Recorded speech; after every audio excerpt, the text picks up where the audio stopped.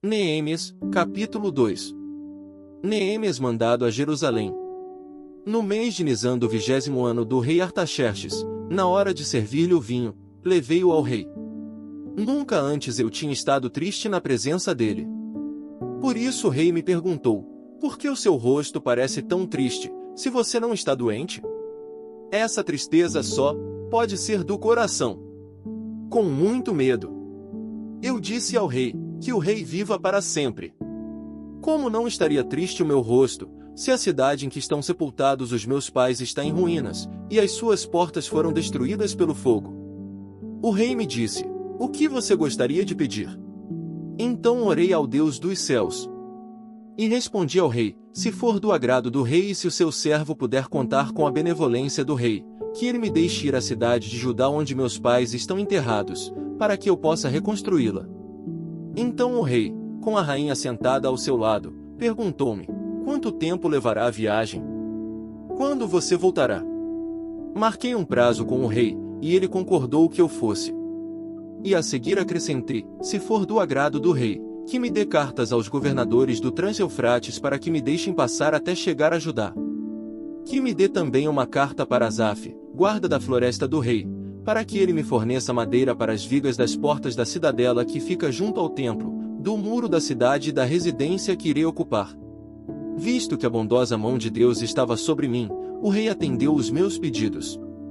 Com isso fui aos governadores do Trans-Eufrates e lhes entreguei as cartas do rei.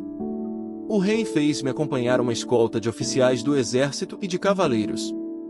Sanbalate, o horonita, e Tobias, o oficial amonita, ficaram muito irritados quando que alguém estava interessado no bem dos israelitas. Cheguei a Jerusalém, depois de 3 dias de permanência ali.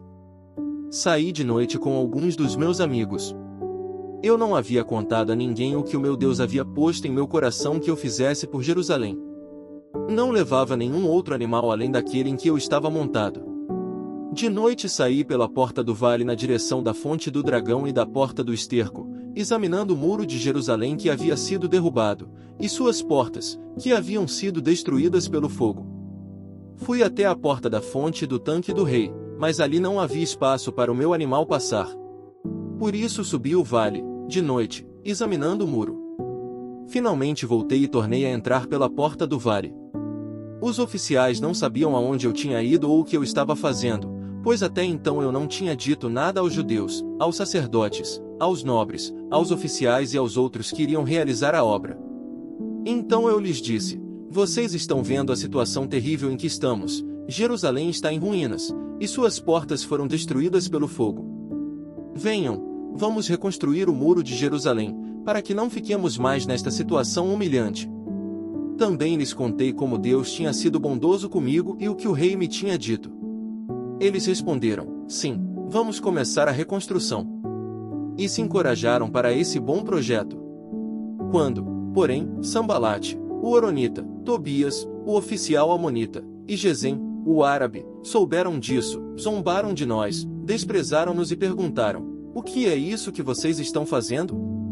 Estão se rebelando contra o rei.